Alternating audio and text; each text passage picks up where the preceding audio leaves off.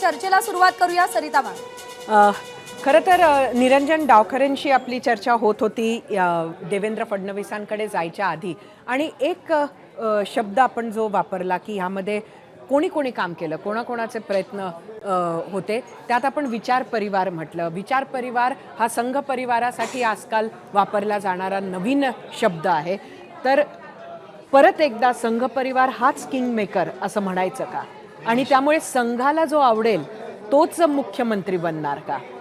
निश्चितच याच्यामध्ये कुठेच दुमत नाही आहे की संघाने पूर्ण ताकदीने या इकडे महाराष्ट्रामध्ये काम केलं। वेगवेगळ्या समाज घटकांमध्ये संवाद साधत त्याच्यामध्ये अनेक बैठका झाल्या, आणि त्याचबरोबर त्याच्यामध्ये अनेक सज्जन शक्ती याच्याबरोबर जोडून आपल्याला खऱ्या अर्थाने लोकसभेला जे खोटं नरेटिव्ह सेट केलं गेलं होतं, त्याचबरोबर वोट घ्यायचा त्यावेळेस नारा दिला होता, आणि त्याचंच आपण उलटं यावेळेस विधानसभेमध्ये पोलरायझेशन जे विपरीत चालू होतं ते यावेळेस ताकदीने महायुतीच्या मागे उभं राहताना दिसलं। त्याचबरोबर लाडली बहीण योजनेच्यामुळे जवळजवळ 6% मतदान महिलांचं आपल्याला वाढताना दिसलेलं आहे, आणि त्याच्यामुळे जे विकासाचं काम हे खऱ्या अर्थाने महायुतीने केलं होतं त्याचं वोट टर्नआउटमध्ये आपल्याला दिसलं।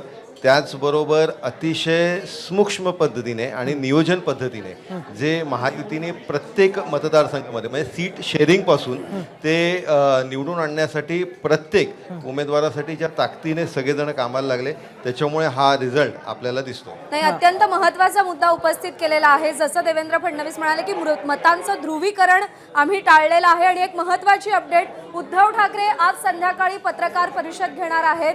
जो काही निकाल लागलाय त्या संदर्भात उद्धव ठाकरे नेमकं काय बोलणार याकडे आपलं लक्ष असेल। सध्या राज्यामध्ये सत्ता स्थापनेच्या हालचालींना अतिशय वेग आलेला आहे। अजित पवार, प्रफुल्ल पटेल यांच्यामध्ये बैठक होतीये, तर उद्धव ठाकरे संध्याकाळी पत्रकार परिषद घेऊन या निकालासंदर्भात नेमकं काय बोलणार याची उत्सुकता, या सगळ्या अपडेटवरती आपलं लक्ष असेल। एक अत्यंत महत्त्वाची अपडेट, उद्धव ठाकरे आज संध्याकाळी 6 वाजता पत्रकार परिषद घेणार आहेत।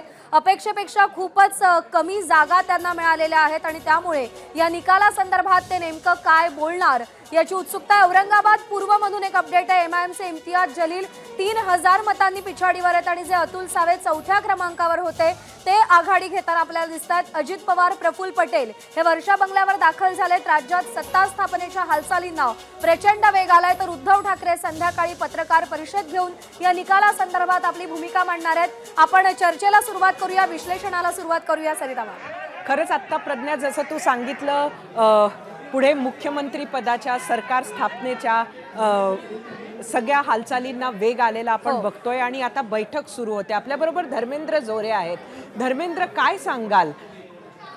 ह्या 3 पक्षांचे आकडे दिसतात आहे, मी रेसमध्ये नाही असं 2 जणांनी आधी सांगितलं होतं, मग नंतर आकड्यांवर आधारित नाही आमचं मुख्यमंत्री पद असं सांगितलं होतं। काय आकलन करता आत्ताचे आकडे पाहून, कुठल्या पक्षाकडे मुख्यमंत्री पद येऊ शकतं, आणि ज्या पक्षाकडे येईल त्यातून कोण मुख्यमंत्री असेल? भाजपला जर खूप आणखी सर्वत्यागी सर्वव्यापी पक्षाचा जर असा प्रोजेक्ट स्वतःला करायचा असेल तर पुन्हा ते एवढा मोठा त्याग करू शकतात, पण पक्षाच्या हायकमांडनी त्यांच्या कार्यकर्त्यांना, त्यांच्या महाराष्ट्रातील नेत्यांना हा ऑप्शन बरोबर आहे का, हा ऑप्शन येत्या 5 वर्षात किंवा येत्या 10 वर्षात पार्टीसाठी महाराष्ट्रामध्ये मदत करेल का, हा विचार करून त्यांनी पुढचा निर्णय घेणं अपेक्षित आहे।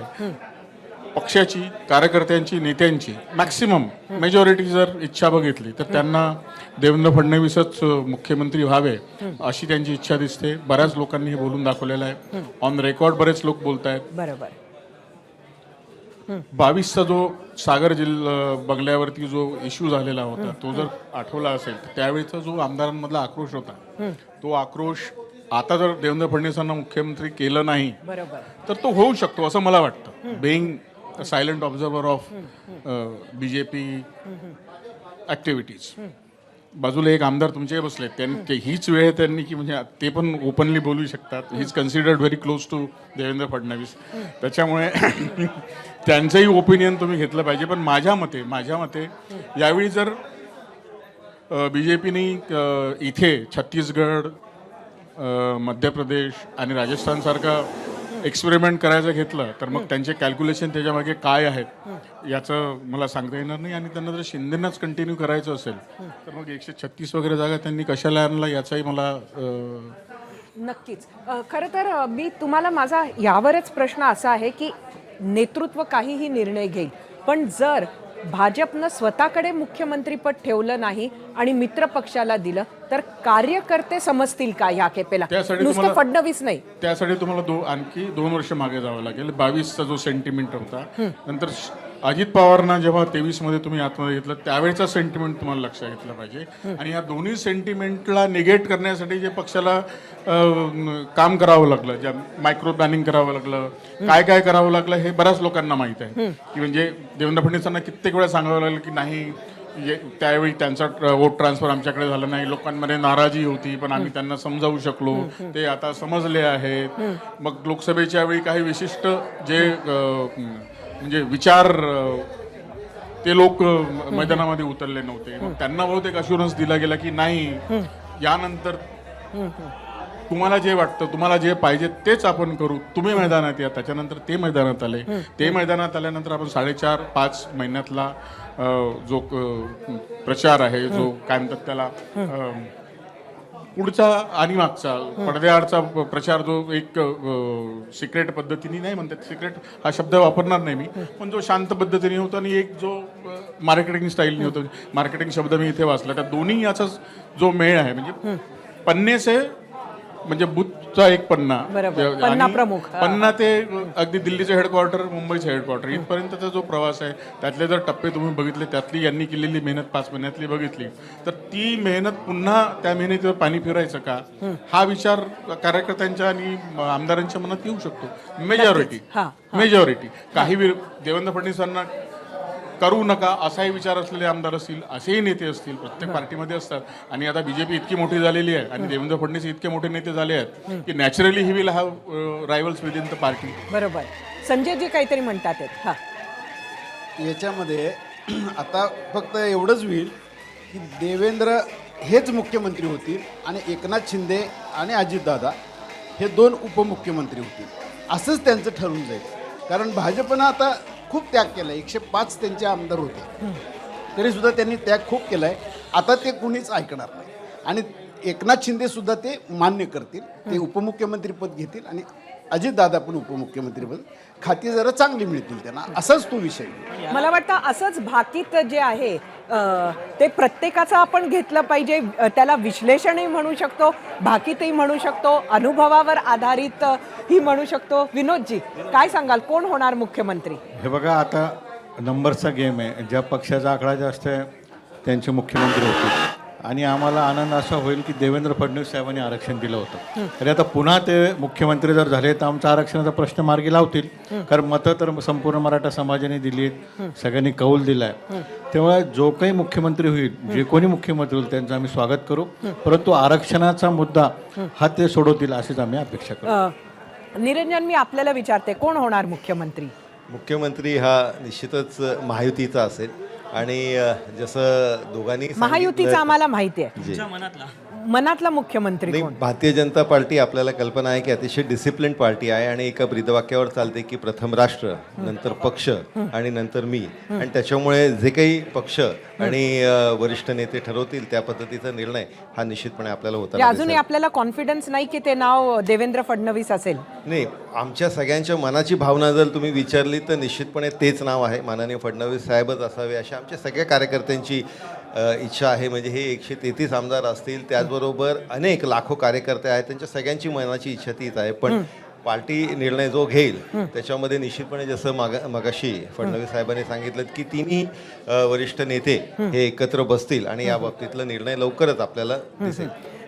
समर, असं वाटत होतं की जातीच्या राजकारणाचा काही फटका बसू शकेल आणि त्यामुळे सुद्धा देवेंद्र फडणवीसांना घेऊन काही निर्णय पक्ष एखाद वेळेला करू शकणार नाही. पण आता ज्या पद्धतीचं घवघवीत यश मिळालेलं आहे ते बघता तो मुद्दा तर बाजूला राहिला असं दिसतंय.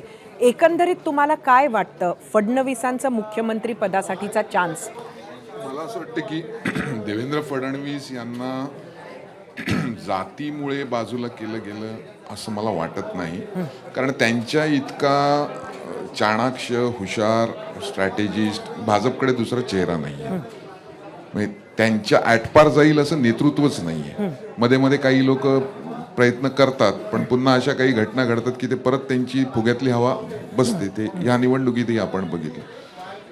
पण प्रश्न असा आहे की गेल्या 14 सालापासून भाजप ज्या पद्धतीचा पक्ष झालेला आहे, त्यामुळे त्या पक्षात जसं यांनी सांगितलं डावखरेजींनी की मनात त्यांच्या कितीही असेल आणि बहुतांश आमदार हे फडणवीसांच्याच बाजूने असतील, याचं कारण फडणवीस व्यक्तिगत पातळीवर खूप मदत करतात. समर सर, Genuine. तुमच्याकडे येते एक महत्वाची अपडेट फक्त आलेली आहे. शपथविधी सोमवारी किंवा मंगळवारी होण्याची शक्यता आणि महायुतीचा शपथविधी शिवाजी पार्क किंवा वानखेडे स्टेडियमवर होण्याची शक्यता वर्तवली जाते. शपथविधी सोमवारी किंवा मंगळवारी होईल. शिवाजी पार्क याच्यासोबत उद्धव ठाकरेंच्या भावना विशेष करून जोडल्या गेलेल्या आहेत आणि त्याच शिवाजी पार्क वरती किंवा वानखेडे स्टेडियम वरती हा शपथविधी होऊ शकतो अशा शक्यता सध्या वर्तवल्या जात आहेत. आता उत्सुकता आहे मुख्यमंत्री कोण होणार याची आणि अर्थात उत्सुकता आहे शपथविधीची. आपण पुन्हा एकदा चर्चेकडे वळूया. तर त्याच्यामुळे तो जो त्या पक्षाची जी पद्धत आहे, या जागा जर 80-90 आल्या असत्या ना, तर मला असं वाटतं भाजपचं जे शीर्षस्थ नेतृत्व आहे दिल्लीतलं, त्यांच्यावरती कंपल्शन आलं असतं देवेंद्र फडणवीसना बनवण्याचं. कारण मग भाजपमधल्या आमदारांची जी भावना आहे त्याच्याकडे दुर्लक्ष नसतं करता आलं त्यांना.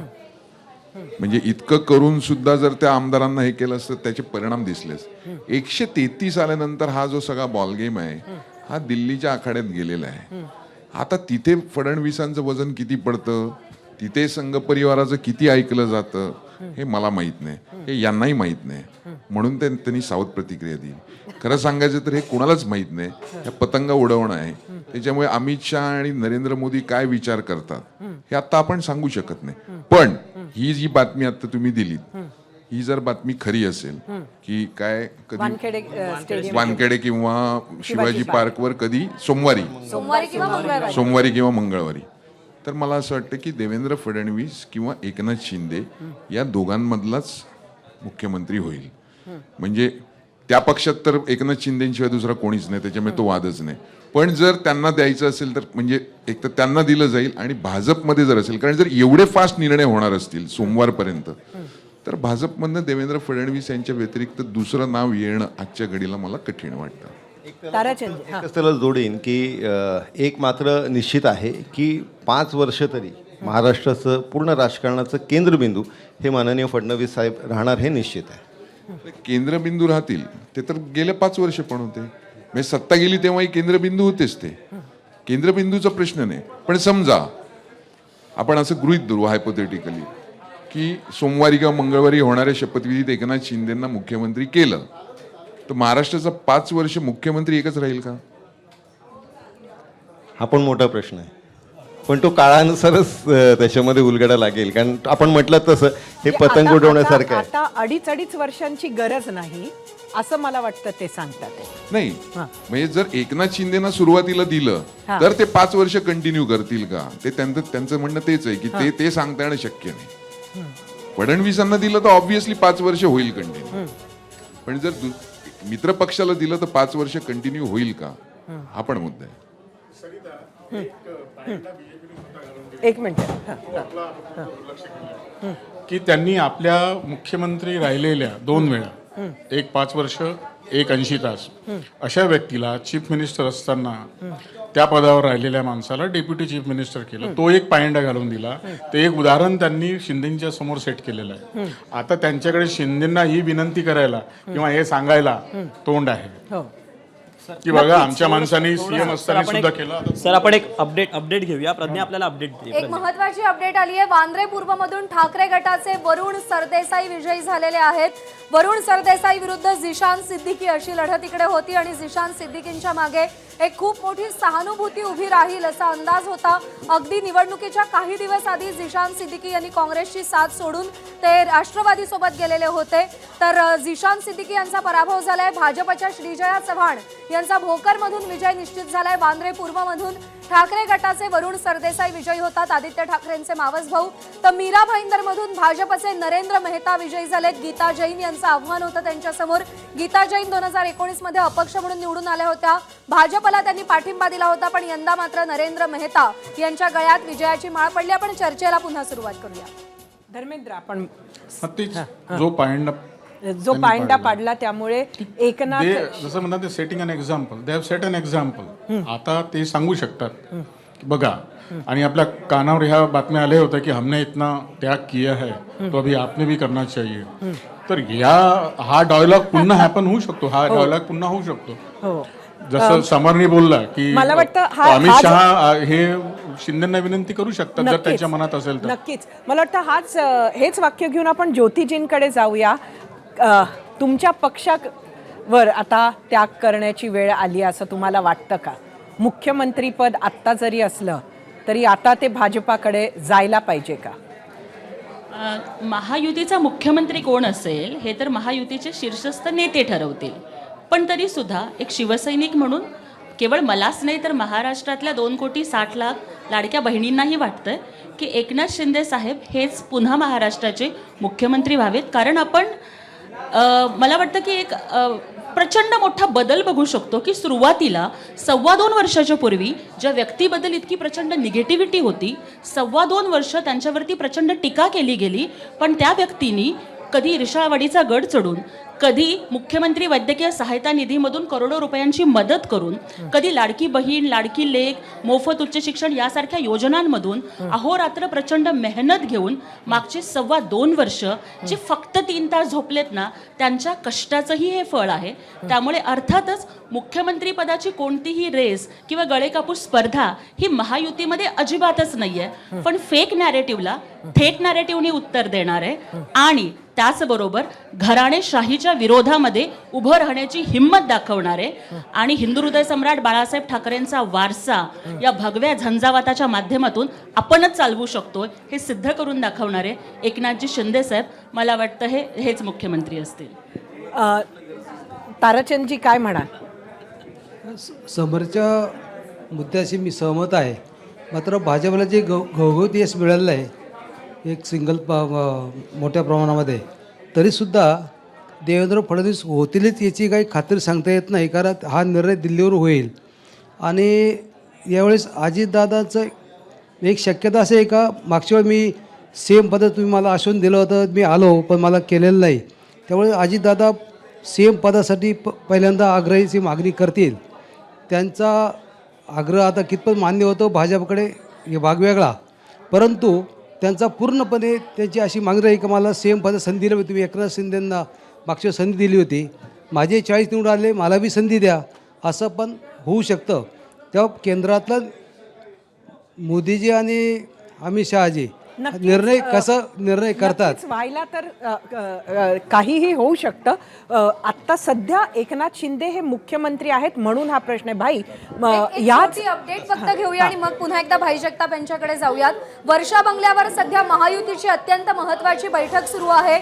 शिंदे, फडणवीस आणि अजित पवार यांच्यामध्ये बैठक सुरू आहे आणि थोड्याच वेळात हे तीनही नेते एकत्रितरित्या पत्रकार परिषद घेणार आहेत. पण त्याआधी वर्षा बंगल्यावरच्या या पत्रकार परिषदेआधी 3 महत्त्वाच्या नेत्यांमध्ये सध्या राजकीय खलबतं सुरू असल्याचं पाहायला मिळत आहे. पुन्हा एकदा चर्चेकडे भाई जगतापजी. माझा याला धरून प्रश्न असा आहे की मुख्यमंत्री कोण होणार हा प्रश्न तर आहेच. मात्र काय आहे की एखाद्या व्यक्तीनं मुख्यमंत्री पद भूषवलं असताना एक महत्त्वाकांक्षा असते. ती एखाद वेळेला 2.5 वर्ष आधी जेव्हा एकनाथ शिंदे ह्या बाजूला आले तेव्हा त्यांच्यात नसेल, ते फक्त फुटून आले होते. त्यावेळेला एखाद वेळेला त्यांना आश्वासन नव्हतं की तुम्हाला मुख्यमंत्री बनवणार म्हणून तुम्ही या, असं अनेक वेळेला त्यांनी सांगितलंय.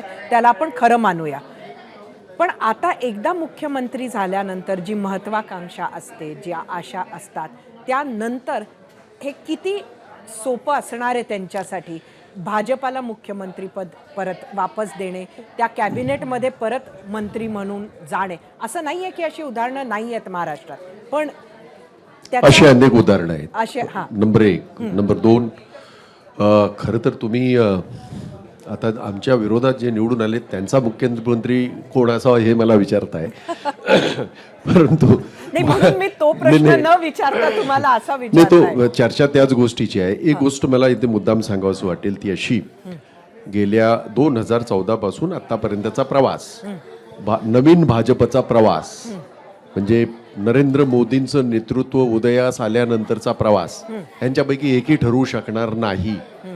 ते ठरेल ते तिकडे दिल्लीतच ठरेल. हा एक मुद्दा. मला असं वाटतं की गेली अनेक वर्ष, पहिली 2014 ते 2019 पर्यंतचा काळ सोडला, त्याच्यामध्ये 5 वर्ष देवेंद्र फडणवीस हे मुख्यमंत्री होते. आणि त्याच्यानंतर त्यांनी मी पुन्हा येईन असं जे म्हणत गेले नाही, त्याच्यावर आम्ही टीका करत गेलो. आम्ही त्याचं अनेक वेळेला त्याच्यावर आम्ही फार आक्रमकपणे आम्ही सगळ्यांनी त्या गोष्टीचा हे केला, समाचार घेतला. पण आज खऱ्या अर्थाने ते पुन्हा आलेत. आतापर्यंतचा प्रवास हा वेगळा होता, आत्ताचा प्रवास मात्र वेगळा आहे. म्हणजे 106 टिकतील की नाही याची कुणालाही गॅरंटी नव्हती. अशा वेळेला 133 आता जे दाखवलं जात आहे, 130च्या आसपास पकडा, ही गोष्ट खऱ्या अर्थाने त्यांना पुन्हा आणलेला आहे. ही वस्तुस्थिती नाकारता येत नाही. परंतु त्याबरोबर एक आणखीन वस्तुस्थिती नाकारता येत नाही, ती अशी, जर एकनाथ शिंदेनी तो निर्णय घेतला नसता तर हे सरकार सुद्धा आलं नसतं. आणि कदाचित त्या कालावधीमध्ये पॉलिटिकल काय वाताहत झाली असती, कारण अतिशय संभ्रमाचं वातावरण होतं भाजपमध्ये सुद्धा, त्यांनी कबूल करू न करू. परंतु ही वस्तुस्थिती आहे. एकदा पराभव अंगावर आल्याच्या नंतर ही घटना हे होतच असतं. त्यामुळे ही गोष्ट नाकारता येणार नाही की एकनाथ शिंदे आल्याच्या नंतर खऱ्या अर्थाने त्या महाआघाडीला बळ मिळालं. अजितदादांच्या येण्याने अधिक भक्कम झाली महाआघाडी. म्हणून मला एक पॉलिटिकल जे मला वाटतंय ते असं की ठरणार ते वरतीच. एवढं नक्की की वरनं ठरलेलं हे तिघेही मानतील, त्यांना पर्याय काय राहील असं मला वाटत नाही. पण माझ्या मनामध्ये गट फिलिंग, सगळं विश्लेषण करताय, कारण सांगताय. महत्वाची अपडेट त्याच संदर्भातली, काँग्रेसचे महाराष्ट्र प्रभारी रमेश चेन्निथला याच संपूर्ण पराभवाचा आढावा घेणार आहे. त्यांनी संध्याकाळी 7:30 वाजता रमेश चेन्निथला यांची पत्रकार परिषद होणार आहे. पुन्हा एकदा तुमचा मुद्दा. माझं मत असं आहे की या सगळ्या पार्श्वभूमीवर पुन्हाही एकाला 5 वर्षाचं मुख्यमंत्रीपद मिळणार नाही असं माझं गट फिलिंग आहे. पॉलिटिकल माझं मत आहे. कदाचित या तिघांचं सेटल होऊ शकतं काही याच्यावर, ज्याच्यामध्ये जसं आता इथे एक चर्चेचा विषय निघाला की एकनाथ शिंदे समजा कंटिन्यू केलं तर ते किती काळ करतील, असा तो सगळा हे होऊ शकतो असं माझं एक पॉलिटिकल आतापर्यंतचा जो जे काय माझी कुवत आहे समजण्याची, त्याच्यावरनं मी एवढं मात्र नक्की मी सांगू. एबीपी माझा, उघडा डोळे बघा नीट.